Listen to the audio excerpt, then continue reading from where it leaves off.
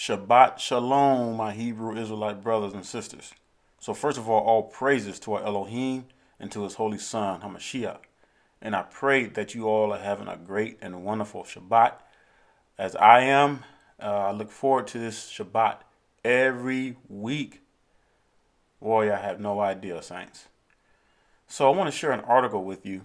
But before I share this article with you, just wanted to put out a couple of things. So we're going to be putting out a two-part series on the laws. Now, this is going to be more likely a repost, but as the Most High has been teaching me, and I'm learning more things, brothers and sisters, I'm telling you.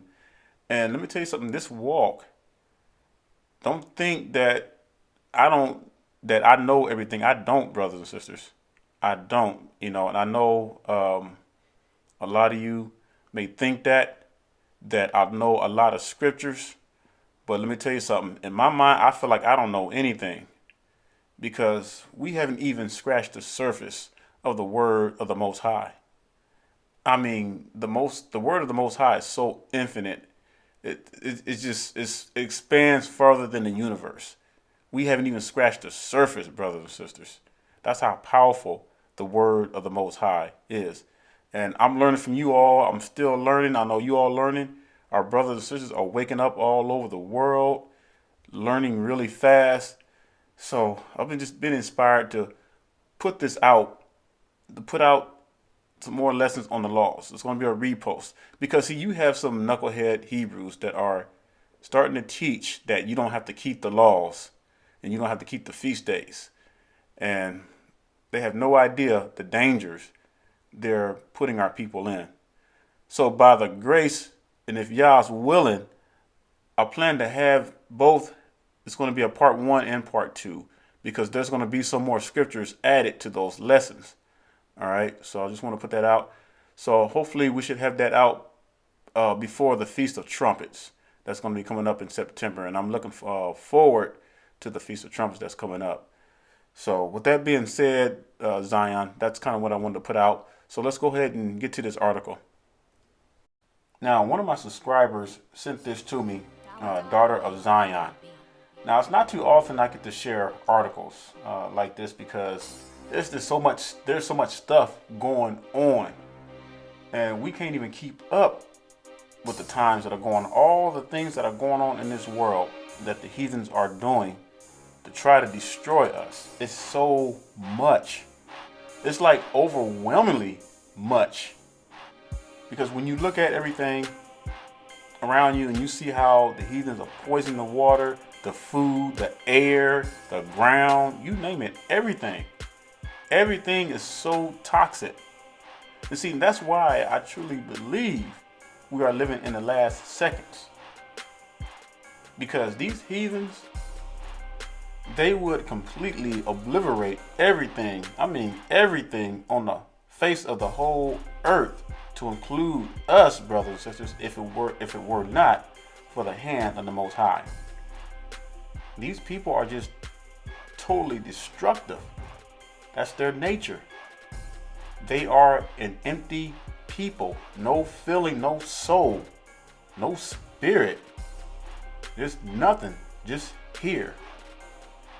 I mean, it's like they were only created on this earth to be destructive. I mean, on the real, these people are wicked incarnate. And I see why. I see why the hand of the Most High is going to be fierce upon these heathens. We're seeing it all over the place. Now, I'm going to leave a link to this article under the comment section so that you all can read the full article. So it says, a brain-eating amoeba has been detected in the Louisiana water system. The third time the potentially deadly organism has been found in the same district since 2015. Y'all hear that, saints? Now, if you read further down in this article, they're saying that this water is still safe to drink, but it's killing people. Now, y'all go and read this full article for yourselves. It's crazy. Now, I want you to listen to this madness. It goes on to say, Officials from the Consolidated Waterworks say the water, get this y'all, the water is perfectly safe to drink. Now watch what they say after this. It's just not safe to get it up your nose. Wow. So it's not safe to drink. It's safe to, they're saying it's safe to drink, but you just can't get it up your nose. Now that sounds like some serious BS right there, Zion. You know, and I said in the last vid that these heathens have mastered the art of hiding wickedness in plain sight. Now this article of what's going on, it's not like it just happened yesterday. This thing has been going on for years. And not only this, but everything, you know, the poison with the food, the hormones, the steroids they putting in stuff. They're putting all kind of chemicals and stuff. How many of y'all ever heard of Monsanto? It's a company, a huge company that deals with all the crops and stuff. They deal with GMOs, genetically modified organisms.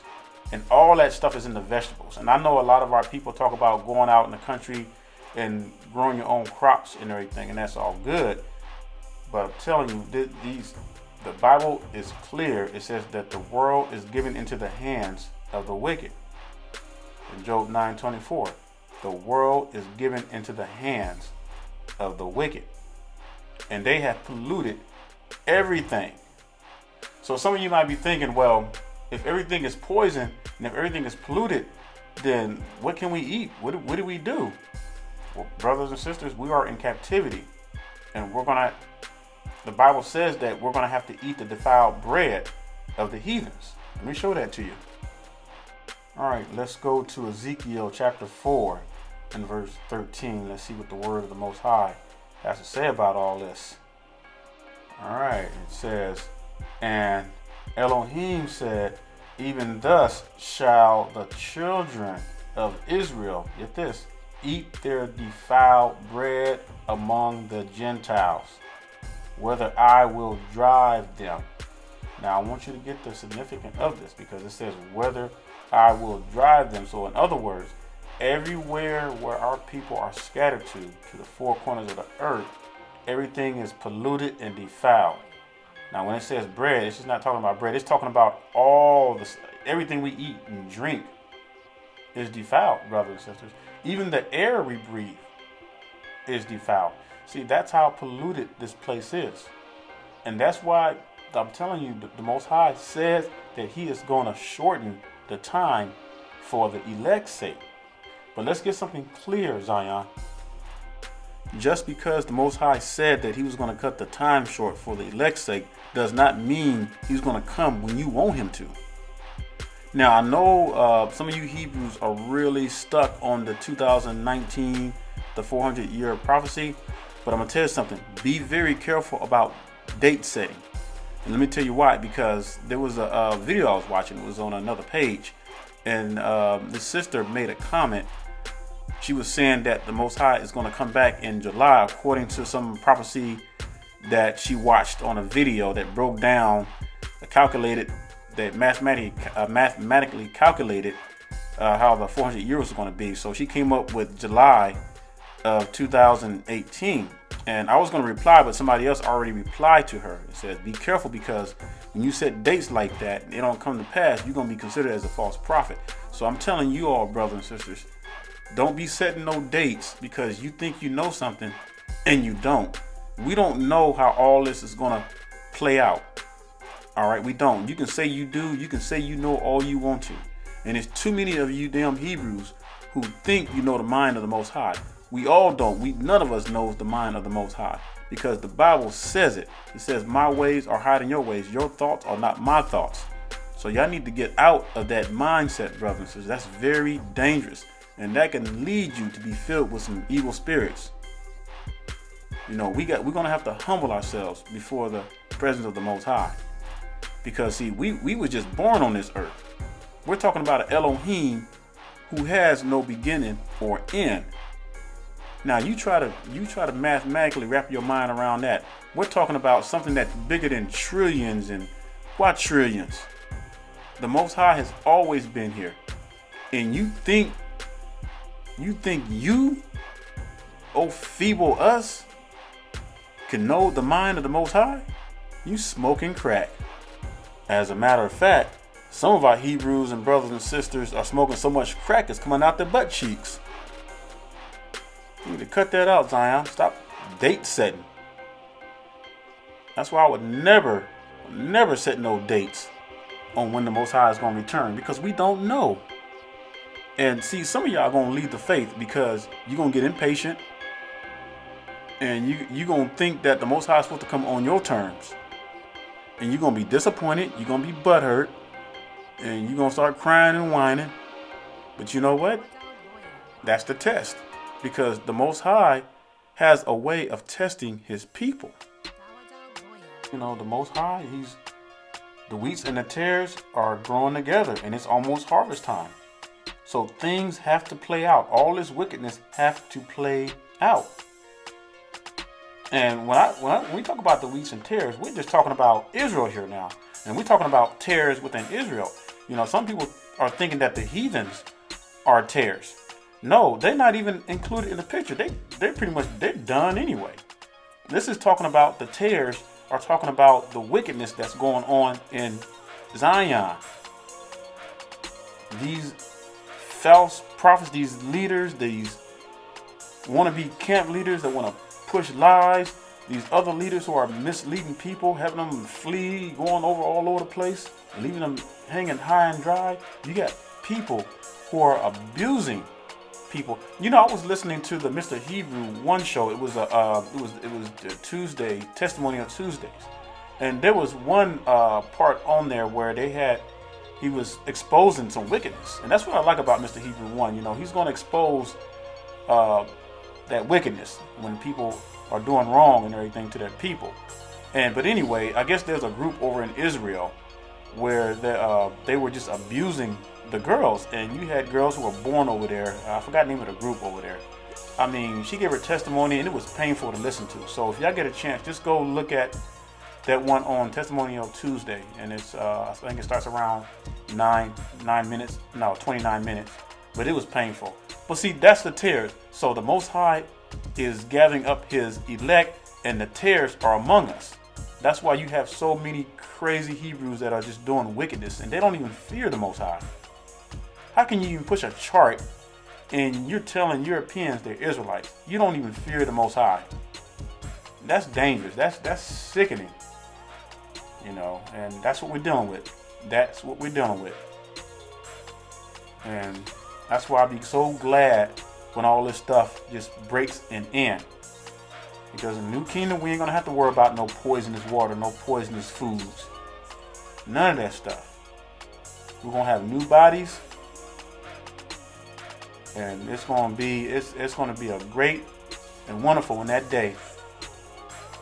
You see, and the reason why everything is so wicked and corrupt is because the wicked are in rule right now. And I told you earlier, these people are empty. They're self-destructive. They destroy everything around. Everything they touch is destroyed. You know, and we have to suffer. We have to suffer for the sins of our forefathers. This is why we're in this mess. You know, the Bible says in Proverbs 29:2, it says, when the righteous are in authority, the people rejoice. But when the wicked beareth rule, the people mourn. That's what's happening, Zion. But don't worry, because the Most High is turning our captivity. Slowly but surely, it's turning.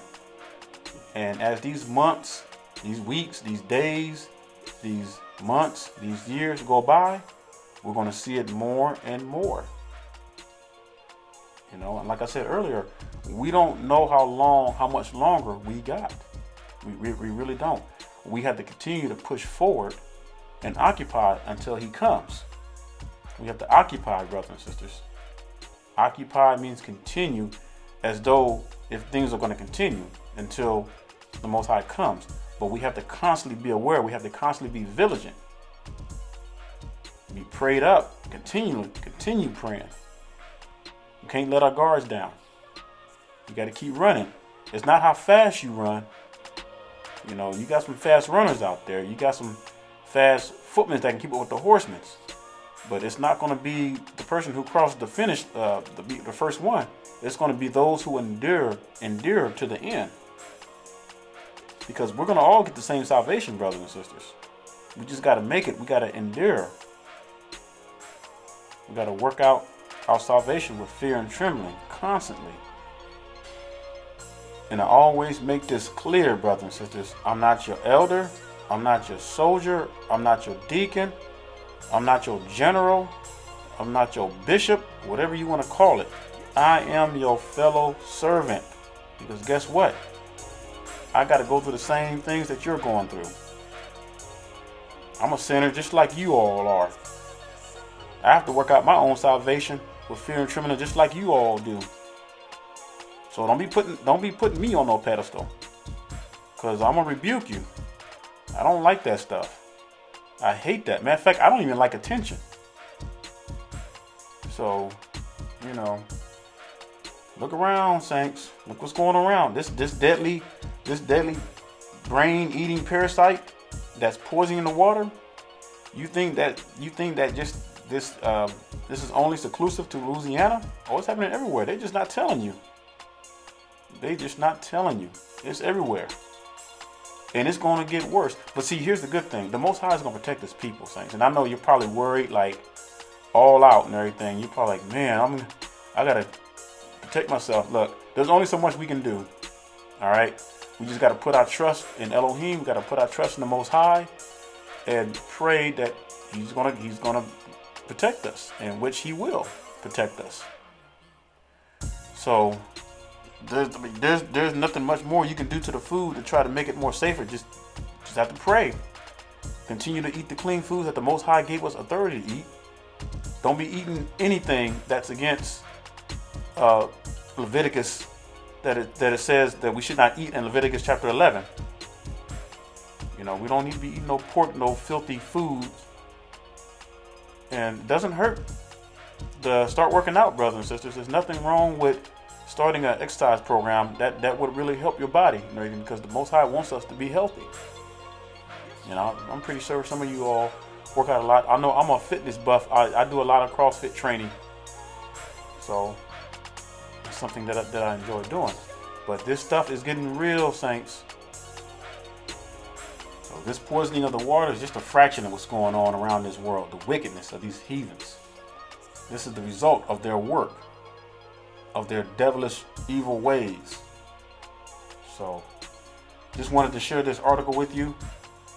A daughter of Zion shared this with me, so I couldn't resist. I had to share it. And like I said, it's not too often that I share articles because it's just too many things going on. But this one had to be presented. It can't be ignored. So just let you know the times we're living in. So with that being said, I'm going to leave you with Revelation 14:12. Here is the patience of the saints. Here are those that keep the commandments of Elohim and have the faith of Hamashiach. So again, happy Shalom, my Hebrew Israelite brothers and sisters. And I say stay strong. Keep in the fight. Don't give up. It won't be long.